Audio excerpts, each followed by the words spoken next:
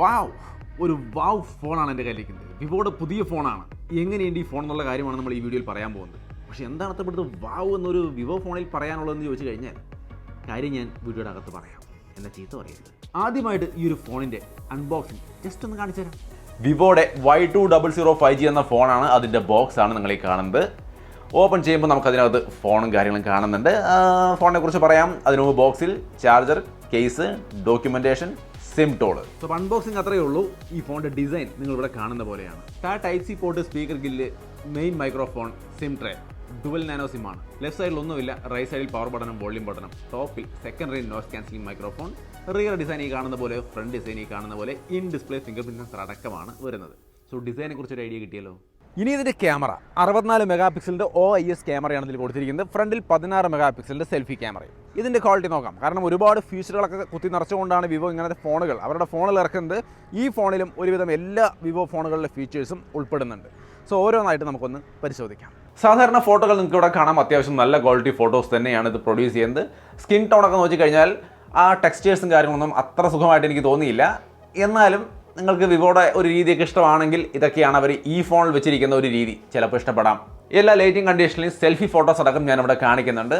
കാര്യങ്ങൾ ഇഷ്ടമായോ എന്നുള്ളത് നോക്കുക.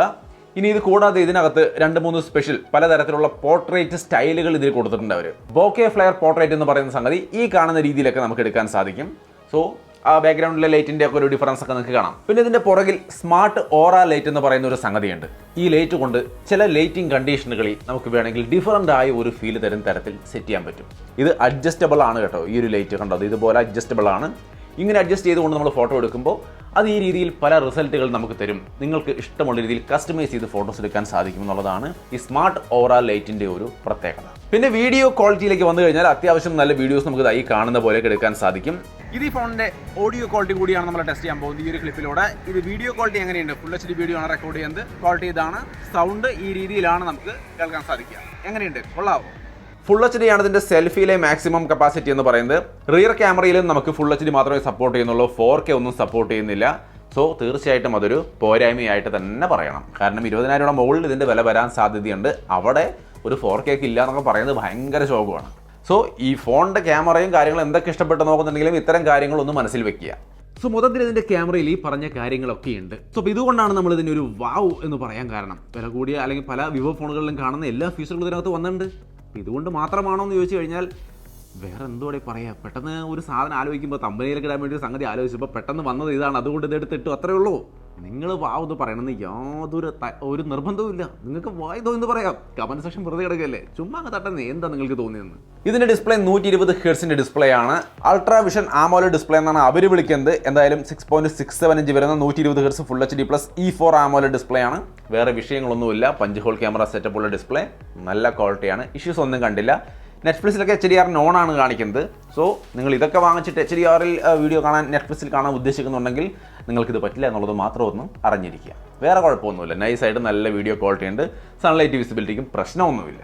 ഡിസൈൻ നമ്മൾ പറഞ്ഞില്ല വിശദമായിട്ട്. ഡിസൈൻ്റെ കാര്യം നിങ്ങളവിടെ കാണാം. 2 കളറിലാണ് ഈ ഫോൺ വരുന്നത് കേട്ടോ. ഒന്ന് ജംഗിൾ ഗ്രീൻ, അതാണ് എൻ്റെ കയ്യിലിരിക്കുന്നത്. പിന്നെ ഡെസേർട്ട് ഗോൾഡ് എന്ന് പറയുന്ന ഒരു കളർ കൂടിയുണ്ട്. സോ ഇഷ്ടമുള്ള കളർ നോക്കിയെടുക്കുക. AG ഗ്ലാസ് ബാക്ക് ആണ് റിയർ സൈഡ് കൊടുത്തിരിക്കുന്നത്. IP54ന്റെ വാട്ടർ റേറ്റിംഗ് വരുന്നുണ്ട്. 7.69 mm ആണ് ഇതിന്റെ തിക്നെസ്സും കാര്യങ്ങളും വരുന്നത്. 190 ഗ്രാം ആണ് വെയിറ്റ്. സോ ലൈറ്റ് വെയിറ്റ് ആണ്, കംഫർട്ടബിൾ ആണ്. പതിവ് പോലെ തന്നെ വിവോ ഈ വക കാര്യങ്ങൾ എപ്പോഴും അങ്ങനെ തന്നെയാണ് നിലനിർത്തുന്നത്. ഇനി ഇതിന്റെ പെർഫോമൻസിൽ വന്നു കഴിഞ്ഞാൽ സ്നാപ്ഡ്രാഗൺ 4 Gen 1 എന്ന പ്രോസസ്സറാണ്. ഈ പ്രോസസ്സർ അത്യാവശ്യം നല്ല പ്രോസസ്സറാണ്. പക്ഷേ ഈ വിലയ്ക്കല്ല എന്ന് മാത്രം. നിങ്ങൾ ഷോപ്പിൽ നിന്ന് ഒരു ഫോൺ വാങ്ങിക്കാൻ ഉദ്ദേശിക്കുന്നു, നിങ്ങൾക്ക് വിവോയുടെ ഫോൺ തന്നെ വേണമെന്നൊക്കെ ആണെങ്കിൽ ഇവിടെ കിട്ടാവുന്ന ഏറ്റവും പുതിയ ഫോൺ ഇതാണ്. ഇതിൽ വരുന്ന പെർഫോമൻസും ഈ കാണുന്ന തരത്തിലാണ്. സോ ഇത് അഡ്ജസ്റ്റ് ചെയ്തേ പറ്റൂ. നോർമൽ യൂസിനൊന്നും ഒരു പ്രശ്നമില്ല കേട്ടോ. നമുക്കിവിടെ കാണാം. അതേപോലെ തന്നെ അത്യാവശ്യം ഗെയിമിംഗ് പെർഫോമൻസും ഉണ്ട്. ഇതുപോലുള്ള ചെറുകിട ഗെയിമുകൾ കളിക്കുകയും ചെയ്യാം.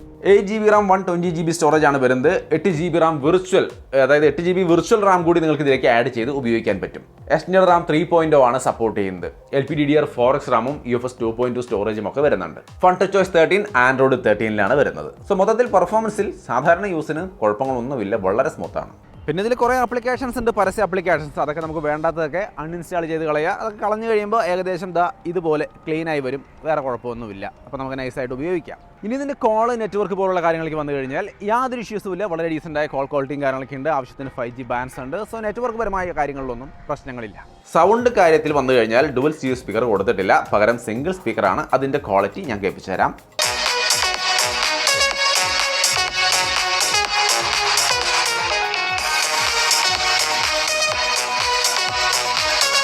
അപ്പോൾ അതിനെക്കുറിച്ചൊരു ഐഡിയ കിട്ടിയല്ലോ. 4800 mAh ബാറ്ററിയാണ്, 44 വാട്ടിൻ്റെ ഫാസ്റ്റ് ചാർജിങ് ആണ്. സോ അത് വലിയ കുഴപ്പമില്ലാത്തൊരു സെറ്റപ്പാണ്. ഞാൻ ഉപയോഗിച്ച് നോക്കിയിടത്തോളം കൊണ്ട് ബാറ്ററിക്കൊന്നും പ്രശ്നമില്ല, ഡീസൻ്റ് ആയ രീതിയിൽ ചാർജ് ആവുന്നുണ്ട്. സോ മൊത്തത്തിൽ വിവോ Y200 എന്ന ഫോണിലേക്ക് വരുമ്പോൾ ഓക്കെ, വലിയ കുഴപ്പമില്ലാത്ത ഒരു ഷോപ്പിൽ നിന്ന് വാങ്ങിക്കുന്ന തരത്തിലുള്ള ഒരു ഫോൺ എന്ന രീതിയിൽ മാത്രം ഇതിനെ നല്ല ഫോണെന്ന് പറയാം. അതിനപ്പുറത്തേക്ക് നിങ്ങൾ കൂടുതലായിട്ടൊന്നും പ്രതീക്ഷിക്കേണ്ട എന്നുള്ളതാണ് ഇതിനെക്കുറിച്ചുള്ള എൻ്റെ അഭിപ്രായം. സോ നിങ്ങൾ വിവോ ഫാൻസ് ഒക്കെ ഉണ്ടെങ്കിൽ, പർച്ചേസ് ചെയ്യാൻ താല്പര്യമുണ്ടെങ്കിൽ പർച്ചേസ് ലിങ്ക് ഡിസ്ക്രിപ്ഷനിലുണ്ട്. ഇനി നിങ്ങൾ ഫാൻസ് ആണെങ്കിലും അല്ലെങ്കിലും നിങ്ങളുടെ അഭിപ്രായങ്ങൾ എന്തായാലും തീർച്ചയായിട്ടും കമൻറ്റായിട്ട് ഷെയർ ചെയ്യാം. വീഡിയോ ഇഷ്ടപ്പെട്ടാൽ ലൈക്ക് ചെയ്യാനും ഷെയർ ചെയ്യാനും മറക്കണ്ട. വീണ്ടും ഒരു വീഡിയോ കാണാം. ബൈ.